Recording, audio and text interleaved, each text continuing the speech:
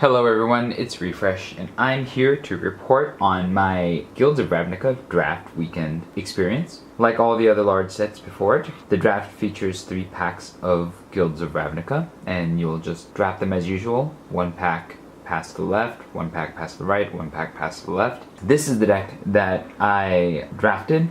My very first pick was this Fine Finality here, which is pretty bonkers because not only is it a potential board wipe, but it can also let you return 2 cards from your graveyard to your hand if you need that as well. So there's some sort of card advantage always built into this. And from there on, I actually passed a couple Golgari Fine Brokers and still managed to snag one in pack 3. So there was somebody to my left playing the Golgari Tribe because I didn't see those return, and I figured that they might if no one was really into Golgari at first, but the player 2 seats to my left ended up being also in Golgari. However, because he was on my left and not on my right, I was able to get a lot of good cards coming in the first pack and the third pack. This is everything else I got.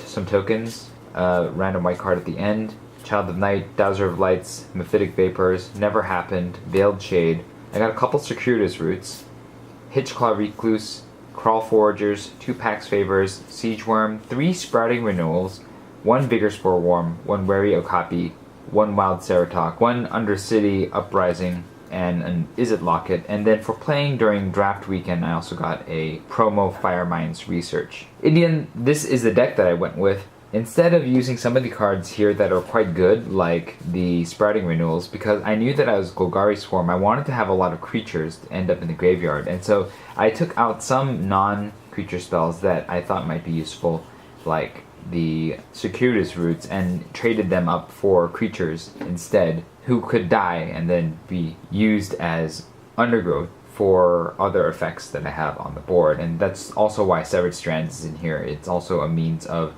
affecting the board and then putting a creature in my graveyard to improve my undergrowth effects. And so that's the deck that I built. Now, how did it do during the games? Well, match 1 was up against a Dimir deck, and my opponent in game 1 took a mulligan to 6, but he actually got a really good start, and I had a really slow start. And so my opponent was beating down on me with a board full of creatures. And eventually I managed to cast a Vigor Spore Worm, and that slowed the beats just enough for me to eventually find my Fine Finality, which I used to clear his board, and then it was just the Vigor Spore Worm, and he was top decking. And so once it got to that, my Vigor Spore Worm finished him off in quick succession. In the second game, I managed to play out, I think, every single, or almost every single Death Toucher I had, and the Okran Assassins did a really good job of keeping him from playing his big threats, because then I would just swing in the next turn and kill it. The Okran Assassin is kind of like this weird preventative removal, and your opponent has to find some way of getting rid of it, or at least teasing you to use it to kill lesser threats before they play their big threat, because otherwise they're just gonna lose whatever creature that they play that you want them to lose because of its lure effect. But that also lets you get in with all the other creatures, right? And so when I attack the Okran Assassin and the Pitiless Gorgons, then what happens is that the Pitiless Gorgons get through. And so the Death Touchers really kept my opponent stalled on the board and not wanting to trade with my cheaper creatures. And so ultimately I managed to just whittle him down, and then at the end I played significantly more creatures, and that was all I needed to get in for the win. And so that was it for match 1. Match 2 was against an Izzet deck splashing white. In the very first game, we both took a mulligan to 6. And it was a game that I kind of held dominance for because every threat that my opponent played, I was just able to kill, either using my Okran Assassins or one of my removal spells. And so my opponent could barely keep anything on the board, and even when he thought he was stabilizing, I just would remove the creature and then just swing in with a bunch of like dorks basically, as well as one large Rhizome Lurcher in the end. And these guys are pretty good, these Rhizome Lurchers. They really managed to be almost consistently 4 drops throughout all the games that I played during draft. There's a couple times where I played them as 3 drops, but I was already so ahead on board that I didn't feel like I needed to wait. In the second game, my opponent really had kind of a slow start, and again I was just removing his creatures and playing a bunch of weenies to get on through with damage. And so I kind of just won that way. It wasn't like anything impressive, but since I have so much removal, including the Affectionate Indrik, it was just fairly easy for me to get in for the win. And my opponent wasn't drawing his big threats up until he did cast Aurelia, but by then it was just too late, and I had such an impressive board advantage that Aurelia couldn't really do much. But my opponent did draw something on the order of like 8 or 10 cards from using the blue enchantment that draws you cards off of guild gates. It's just that he wasn't able to find his threats that would be able to overpower my threats, or at least deal with my death touchers in a way that would be favorable. And so I won the second game, and I won the second match, and then I went to the third match, which was actually against my podmate who had also drafted Golgari, and that was a real tough match. So in the first game, I took a mulligan to 6 off of a 4 forest, 3 expensive black card hand, and so that was 4 forests. I think I had both Deadly Visits and a Crawl Swarm, and there wasn't really much I was going to be able to do with that, so I took a mulligan to 6.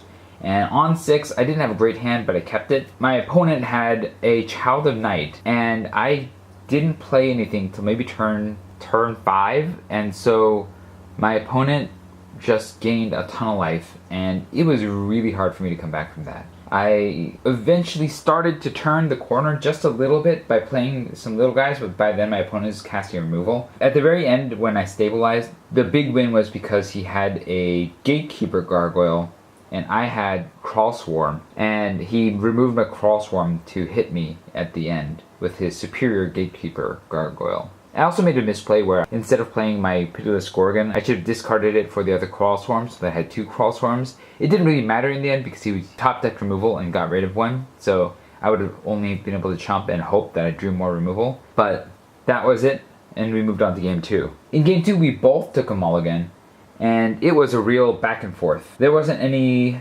one that started off really strong, getting like, you know, the Child of Night that my opponent did the first turn. I also boarded out my 2 Dissidents and my Portcullis Vine, and put in 2 Circuitous Roots and the other Vigor Spore Worm.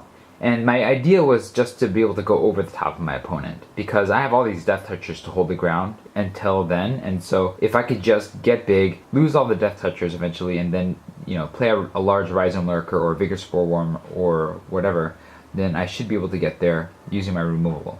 And that's kind of just what happened. Eventually my removal beat his creatures, and then I just played bigger creatures than he could handle, and he wasn't able to draw creatures in time to match that, although, you know, if he did, then he would have been able to put down some big fatties.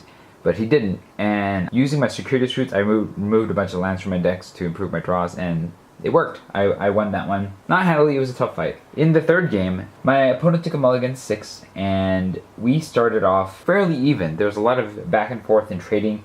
Eventually, I think my opponent ended up in a position where he was just drawing slightly better cards, even though he's locked down for a while by my Ocarina Assassins, and brought me down to a pretty good amount of life before I was able to slightly stabilize, but he kept drawing gas and I kept drawing lands, and so I wasn't able to match his creature output. And in the end, it was actually his Crawl Swarm that flew over my team of ground beats, including the Nullhide Ferox, and got in for the win. And so in the end, I lost the third match and went 2-1, but I lost to a fellow Golgari Swarm, so I don't feel too bad about that.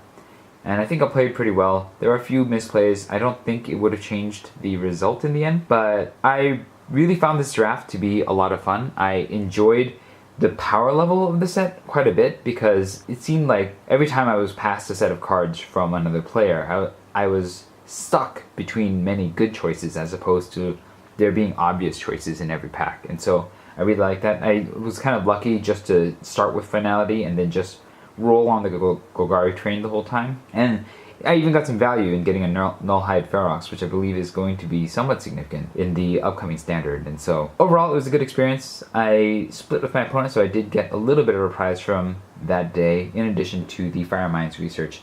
And that was it for my first draft experience with Guilds of Ravnica. Let me know how your drafts went in the comments below, and what you thought of my deck or the matches that I played insofar as I've related to you. If you enjoyed this video, hit the like button. If you'd like to see more such videos, hit subscribe. This was Refresh. Thanks for watching, and I will see you next time.